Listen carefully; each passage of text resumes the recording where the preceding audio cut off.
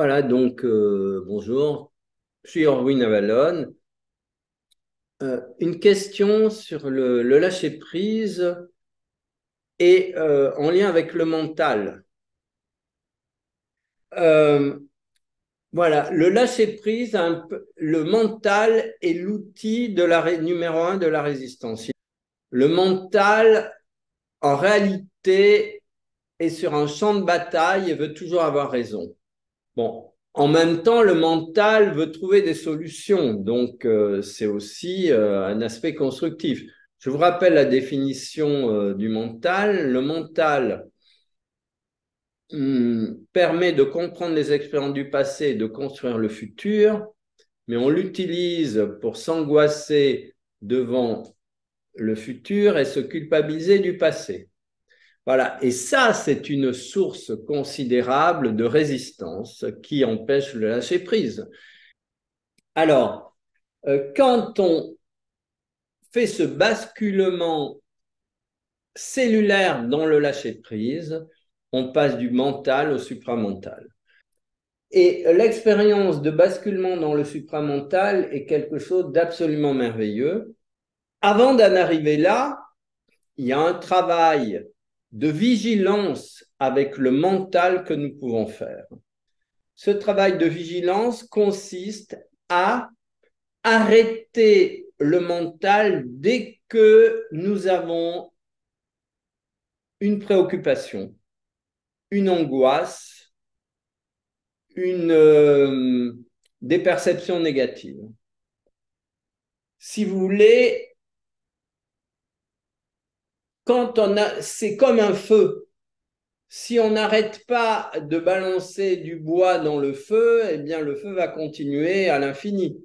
C'est exactement comme ça que ça se passe avec le mental. Et il est très important de ne pas alimenter notre mental en lui donnant du matériel. Et le matériel qui va alimenter le mental, c'est les jugements, les peurs, les pensées négatives, les critiques. Tout ça, c'est du bois qui va faire des étincelles. Le mental va se régaler avec tout ça. Et la victime, ce ne sera pas lui, ce sera vous. Voilà. Donc, si vous voulez, la vigilance, la permanence de la vigilance par rapport à notre mental, c'est quelque chose d'extraordinaire. Et un bon moyen aussi de ne pas alimenter le mental, et ça, malheureusement, ça fait défaut à tellement d'humains, c'est d'être passionné par tout un tas de choses. Parce que quand on est passionné par quelque chose, on a forcément une attitude, un comportement d'ordre exclusivement créatif et positif. Je sais pas, en ce moment, par exemple, j'écris un bouquin et je suis tellement là-dedans et tellement investi à 100% que j'ai absolument aucun intérêt pour autre chose. Hein, il n'y a pas, ça, c'est pas possible, quoi. Voilà, donc si vous voulez, il est tellement important d'alimenter une passion, un centre d'intérêt créatif, un, un type d'action constructive.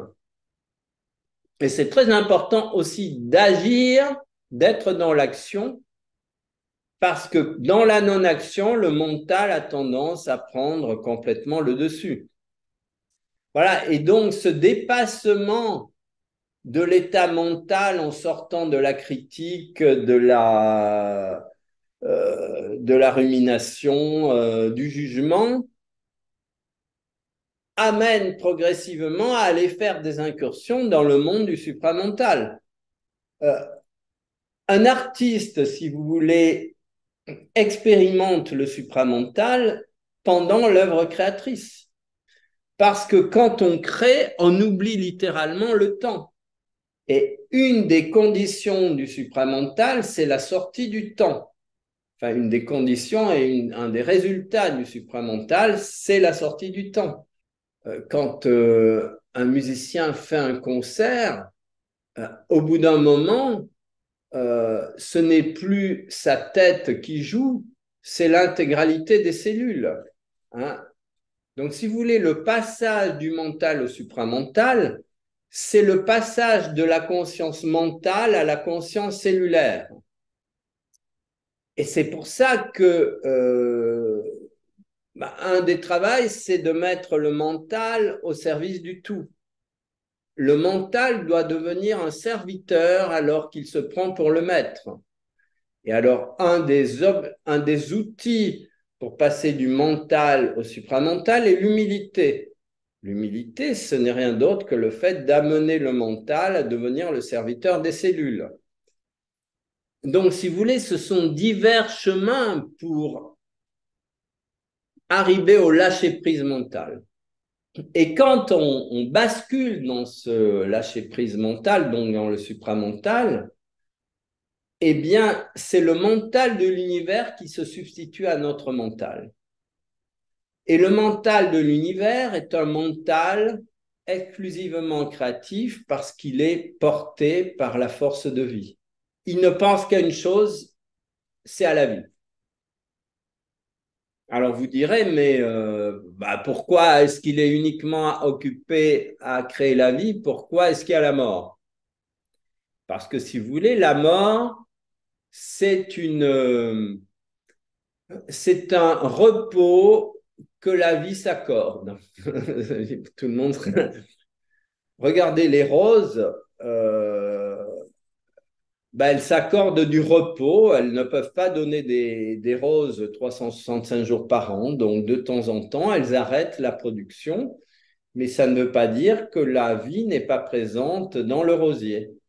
Et donc de cette façon, eh bien, les formes de vie euh, ne sont pas exclusivement visibles, il y a des formes de vie invisibles et justement, quand on accède au supramental, eh bien, on commence à accéder à la vision intérieure des forces de vie non visibles. Voilà, le supramental, c'est comme une fenêtre qui s'ouvre sur l'infinité des mondes. Bon, je pourrais continuer, mais bon, ça va, hein. On va pas y passer la nuit, comme on dit. Voilà, donc, en tout cas, merci hein, d'avoir écouté, d'avoir posé la question et d'avoir écouté. Et puis c'est merveilleux ce travail fantastique, cette perspective de passer du mental au supramental.